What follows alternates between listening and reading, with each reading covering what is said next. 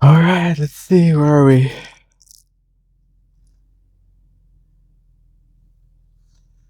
That was yesterday.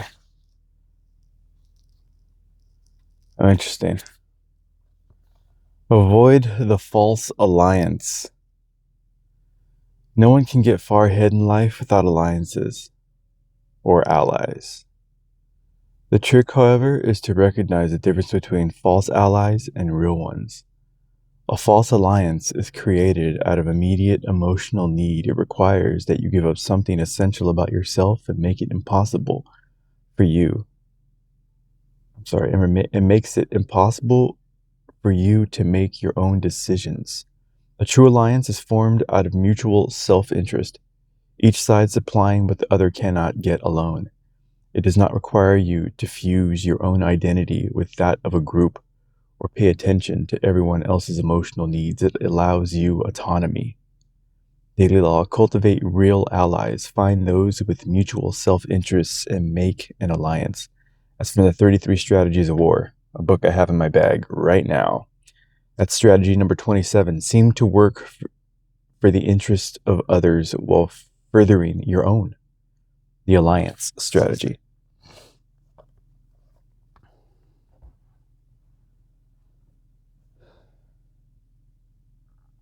Yeah. Yep. When the goals of the group become bigger than the goals that you have, that is an alliance that is out of balance. That's really what it's about.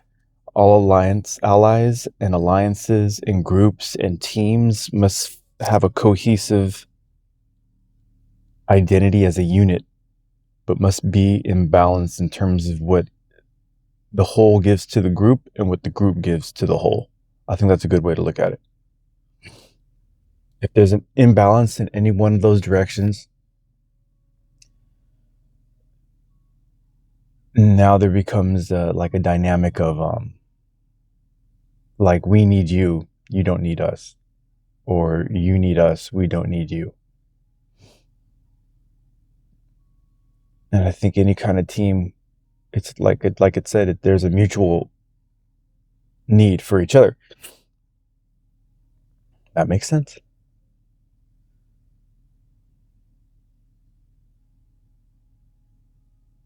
Yeah. Not much else to say on that.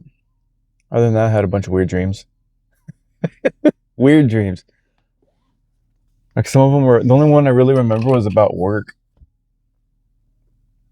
And it had to do with like, okay, so the way manufacturing works is there's a bunch of different operations that go down the line for whatever product is being manufactured. You know, there's different steps. So in the context of where I work, they call them operations. So there's starting from operation 10 all the way up to operation 4, whatever. I'm at the very end. I'm at 380, 390, and 400. Those are the 3 operations that I'm primarily, and operation 405. So I'm involved in 4 of those operations. They're clearly marked. And as the product moves down the line, everything's clearly distinguishable as to which operation it's in. There's bins, you know, these devices in this bin belong to this operation number. Everything's clearly labeled. And in this dream, it was the funniest thing.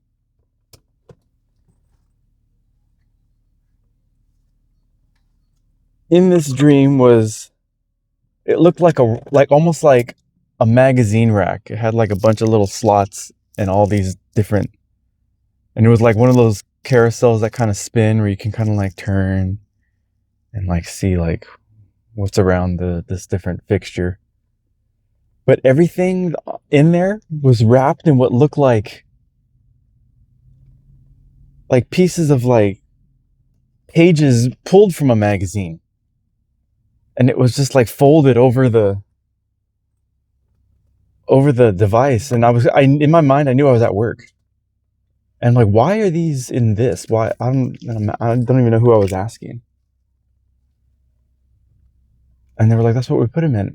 And they were like, and I said, how do you distinguish what is in these? There's no clearly visible operation number. There's nothing marked. And I started to tell, this is all wrong. You guys, this is not how this is supposed to be happening. It was the funniest thing.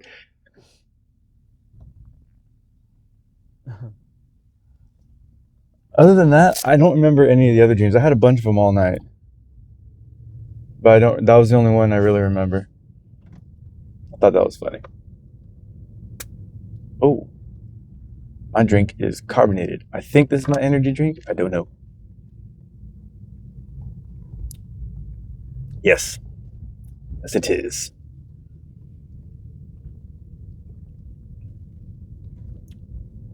I believe it's supposed to be strawberry lemonade. It's pretty good.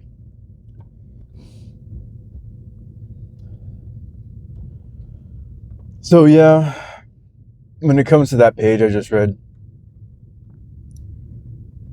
it's hard to know who to trust when you're building a team that you're going to rely on.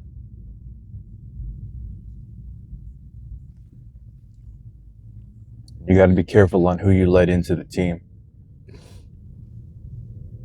because there are wolves in the world who are looking to do nothing but further their own self-interests at the expense of yours. I experienced that in my past life when I was married.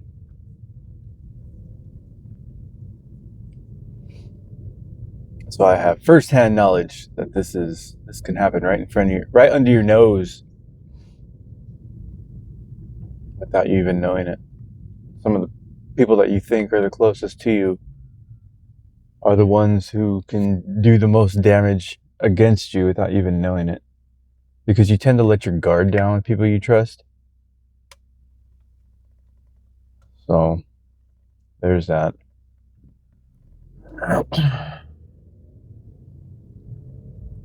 And that's unfortunate, especially for people like me, because I'm very trusting.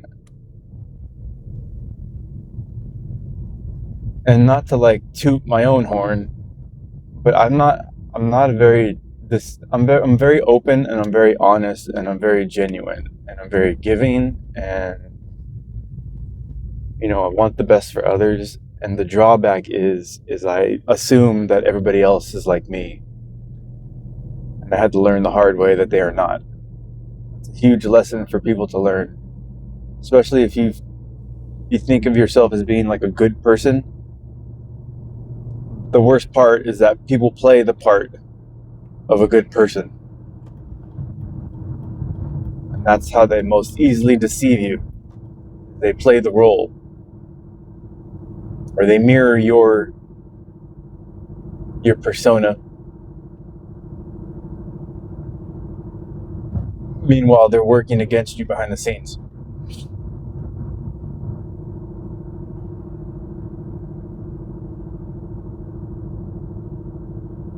And the hard part for me now, having gone through the experience that I went through with being like deceived and betrayed the way I was, is I became real paranoid about everyone around me. And it was really hard.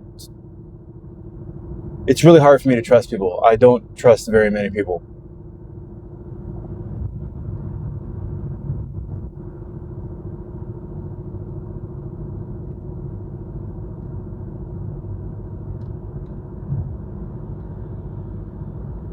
Because I've just had too many experiences where people will say things, but that behave in a fashion contrary to their words. And I catch it all the time, really, in the way they speak. I hear a lot of people say a lot of things, and they're not doing the things that they say how they are. Or it's like, I don't see that. I have to see it. I just don't want to hear it. Show me. If you're not showing me, you're a liar. If you're lying about something simple and stupid, all right, the next question is, what else are you lying about? What else are you not genuine when it comes to other facets of your persona. Again, that's why I like dogs. I prefer dogs over humans.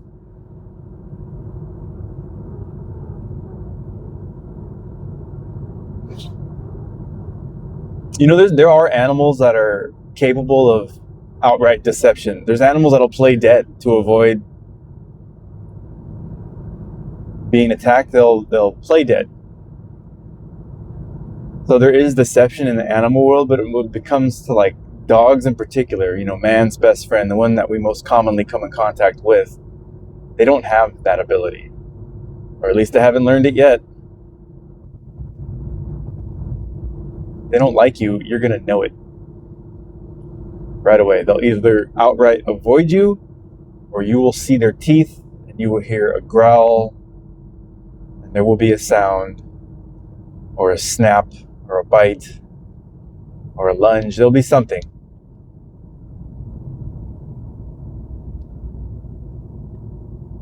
But they won't come up to you all waggly and happy and looking all excited and then bite you. That doesn't happen.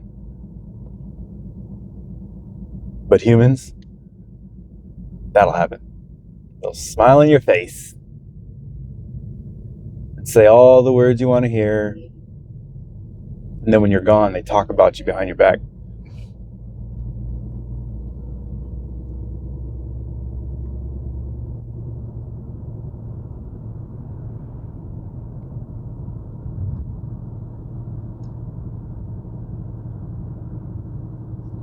And I hate to think most humans are like that, but I've come into contact with so many that are, that at this point they have to prove me wrong.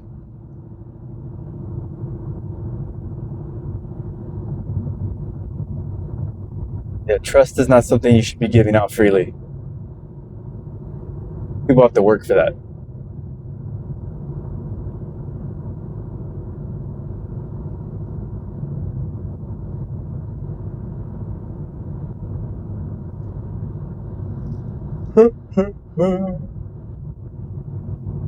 On another note, my girlfriend, my woman, she sent me a text about a new gene therapy that was just approved by the FDA that returns hearing to people born.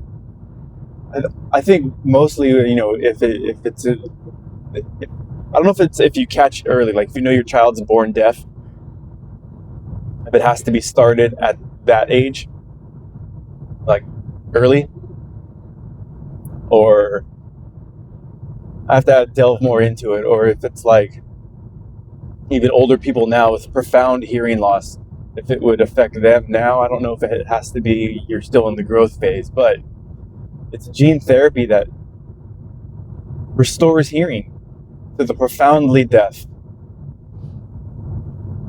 And that's what my company makes, is cochlear implants. You know, a cochlear implant's not just a hearing aid.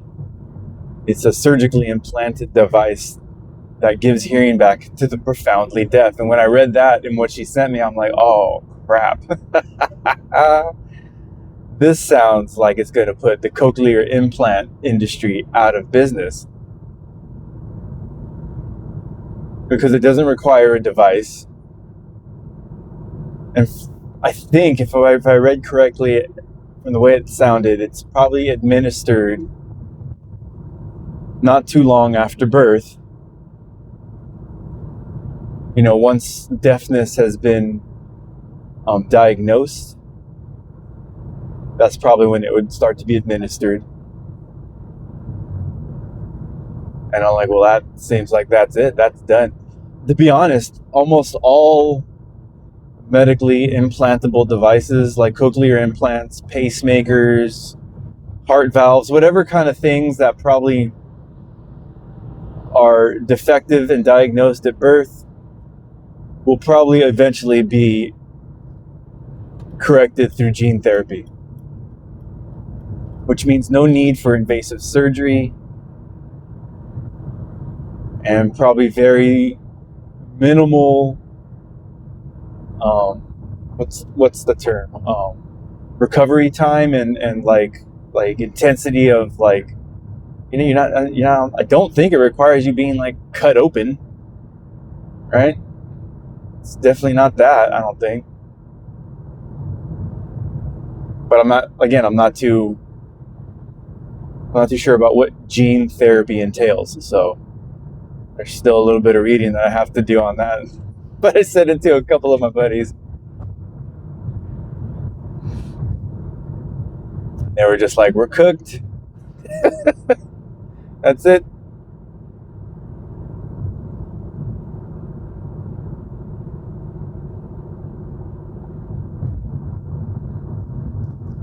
So I thought that was funny.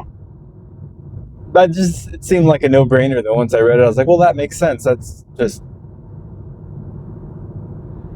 the way everything's gonna start to go. And as that technology becomes more advanced and more nuanced, that's just gonna be the no-brainer.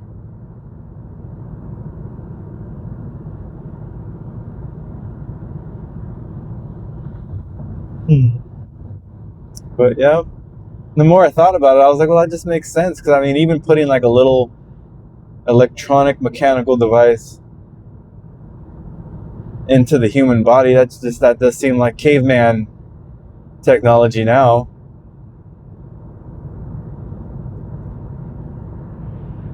I mean, why wouldn't it go in that direction? It just seems like the natural course of evolution when it comes to all of this, right? From like the telephone to the cell phone, right? Just take away the wire altogether.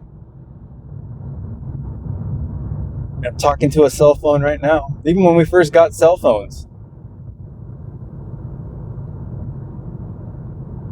It's funny, I was talking to a couple buddies at work yesterday. They were reminiscing about the old Nextel phones. How awesome those were. How you could just have the push to talk. That's nothing now. That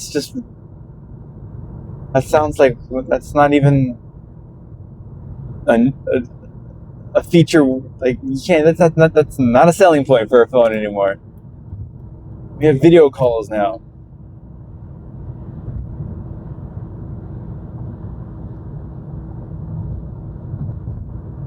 It's just the way it goes.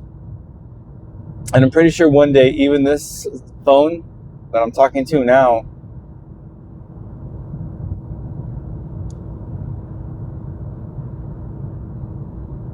I see in the future something that's just in us.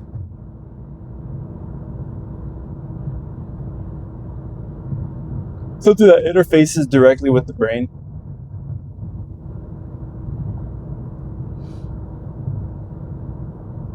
The same way like maybe augmented reality works.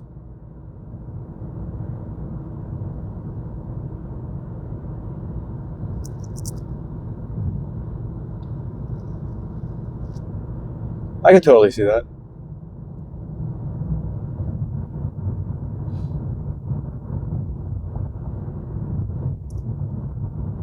But there's no stopping the progression of technological advancement. That's just, you're either gonna move with the tide, or it's gonna take you over, and you will drown.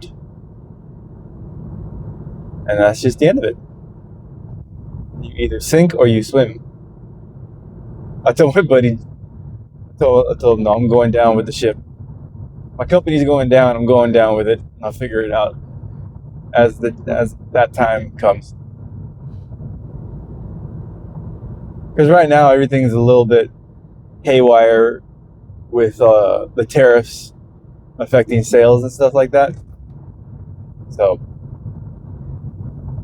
but that's all companies that are doing business with countries that have tariffs in place right now. Not that these tariffs are going to be permanent. As soon as this president is gone, everything he did can be undone. So I was telling everybody, anyways, this is just a moment, anyways. He can't do anything that can't be undone.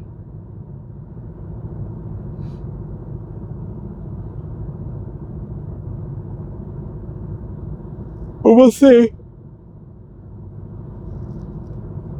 But hopefully, anyways, I'm working on my training program.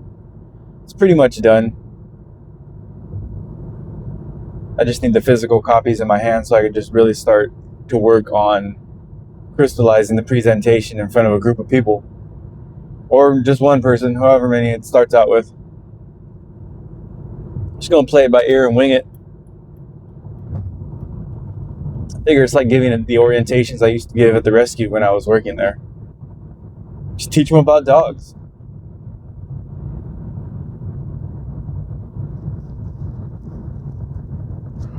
My target audience isn't educated about dogs anyway, so it shouldn't be too hard to give them information in a way that they haven't thought of. Like I was thinking about my coworker and her dog, because I gave her a slip lead. I woke up thinking about this. So I didn't talk about feeding time.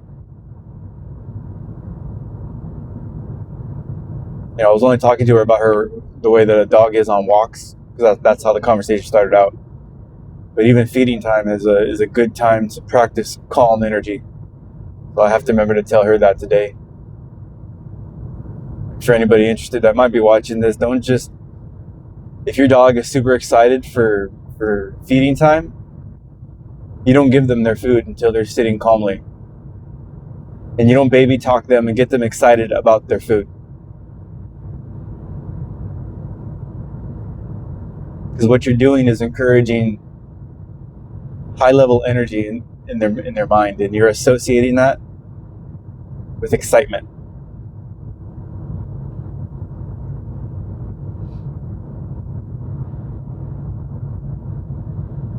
And you're missing a golden opportunity to trade calm energy into their mind to be associated with feeding time.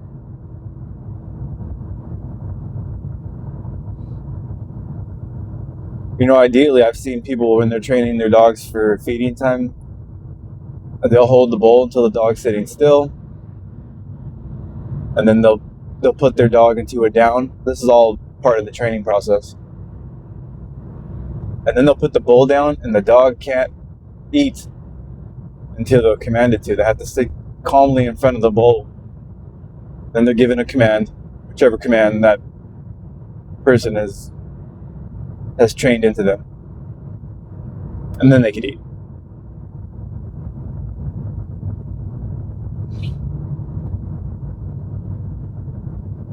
The hard part for people like my coworker is that they've already instilled habits in their animal that now they have to undo. So now they're working against what they've already allowed to happen.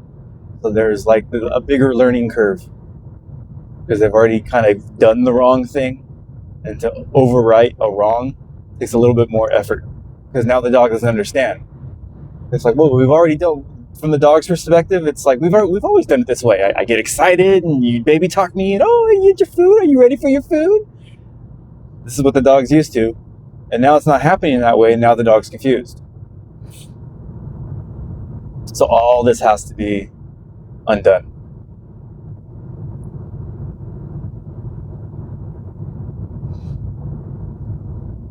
So that's why my training program is for new dog owners. Because most seasoned dog owners who are serious about their animals, they've kind of done this the right way.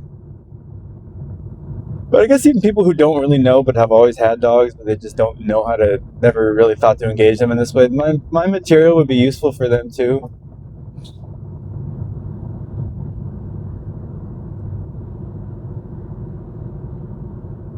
But the hard part is getting them to put out the effort to do what's needed.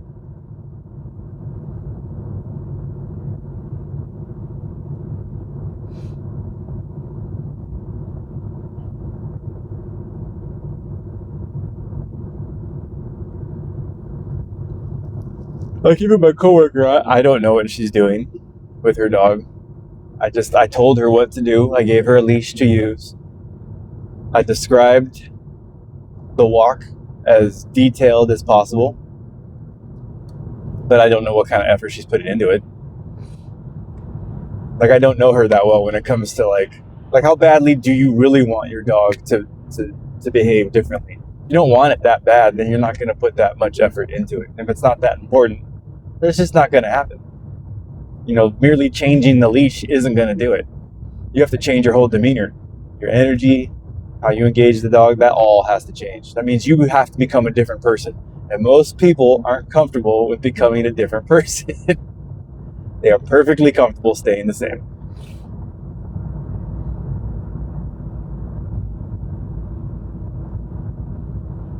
And me, my mind is a little bit different. I've become a different person, and to the point where I actually crave.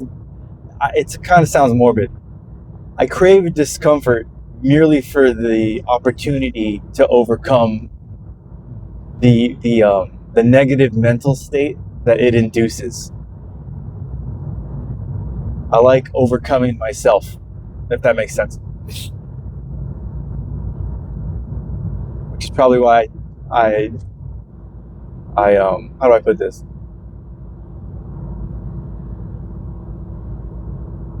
How would I word that? I don't want to say I have a difficult life. There's nothing difficult about my life, but it is kind of like nonstop. And for a while, I was working 7 days a week.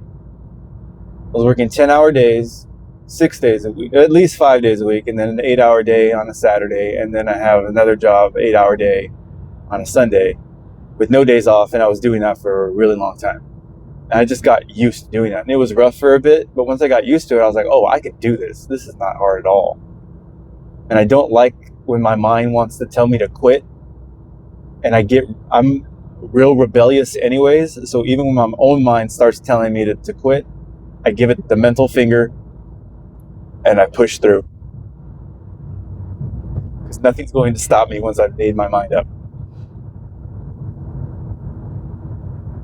That's how I am. So I almost go looking for opportunities to do that to my mind.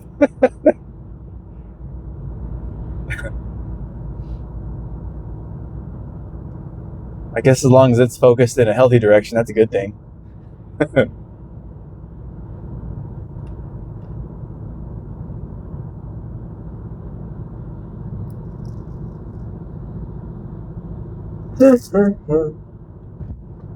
More of my drink.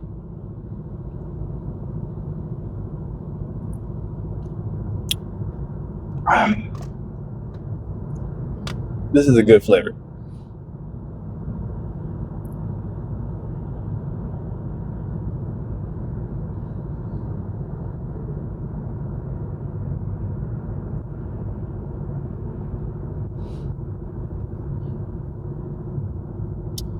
That's about it. Just still really mentally focused on the whole dog thing. I don't think I'll ever really get over that, and I'm going to have to get this whole training program going. This can't just end at these documents I've created.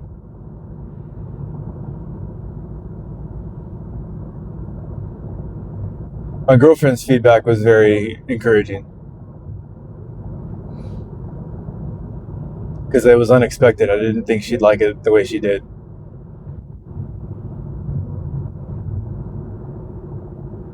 Like, that gave me a big boost.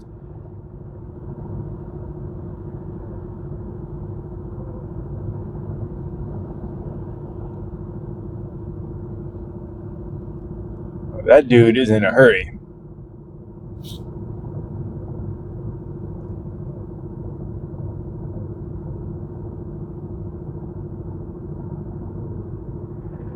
Wow, that guy too. This is nuts. I mean, I get it. I've driven like that. But really trying not to anymore. I can't say I'm always successful, but like 99% of the times, I'm successful at keeping myself under control. But the 1% can get pretty scary.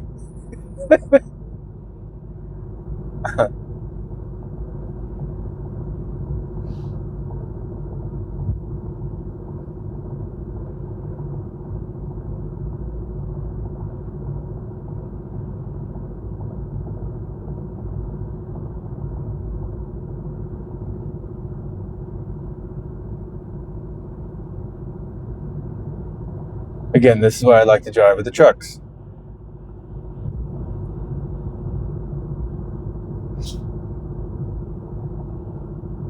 You know, it's funny because I never wanted to be a truck driver growing up, even though I ended up being one for a little bit. But I absolutely loathe the idea of having to do that for work. But it's funny that if I stay driving with these guys, they will end up saving my life. Trucking will end up saving my life because I can't drive any faster than 55 miles an hour. So I look at it that way.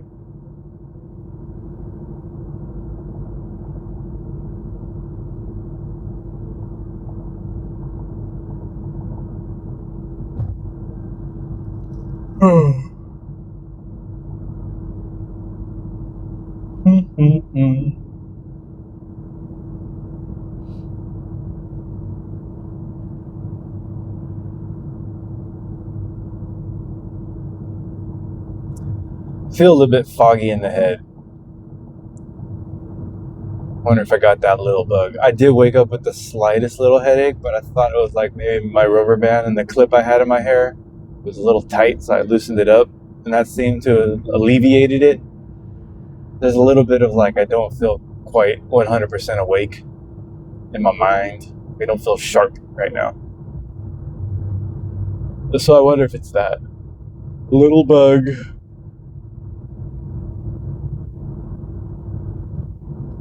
that the government released on us.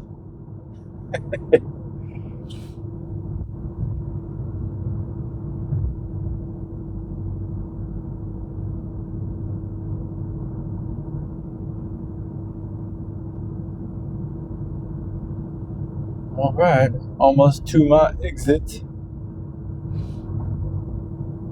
All my trucking friends have to stop at these scales.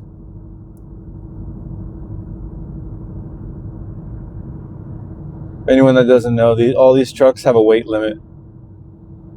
Just for safety reasons, you know, you're carrying a heavy load and you have to slam on your brakes. You know, you're overloaded. That weight's just going to keep moving. So they try to regulate the amount of weight. So there's these huge scales that these trucks have to get weighed on.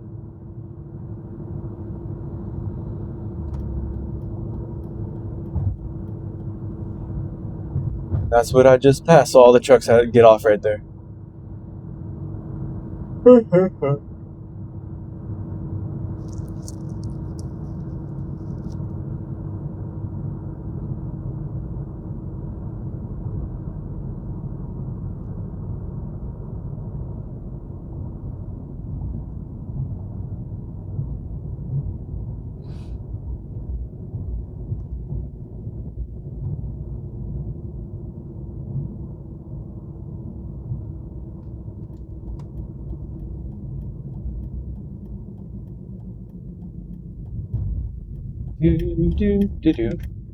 Alright, this is my exit.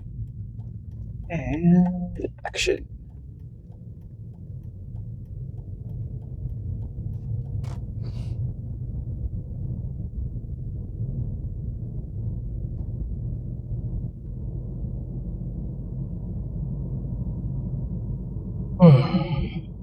Another successful journey.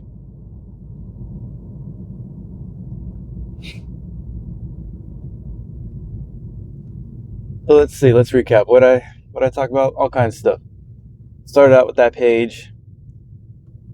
Mutually beneficial alliances. That's the phrase of the day. Even though everybody's out for themselves, make sure the team has people that foster the mindset of mutually beneficial alliances. That's my advice for the day. That's really the whole idea of the workplace dynamic. You know, there's a mutually beneficial alliance. You know, you're going to help me build this product, like in the case of my company. They look at us like, you're going to build this product and we're going to pay you to do it. You know, a fair wage for the amount of time you are contributing towards our goal. We will contribute to yours. That's the way it's supposed to work. Really, too, when it comes to like you and your dog, your relationship with your animal, that's mutually beneficial alliance, right? You get emotional satisfaction of having a beautiful creature like a dog in your life, and if you have it, for protection in the home, there's that advantage, and in return, you give it shelter and safety and food and water and help it live a healthy life and all that good stuff, and everybody wins. It's a win-win. That's a mutually beneficial alliance. A win-win. All right. Well, I'm here. Still waking up. Go to work.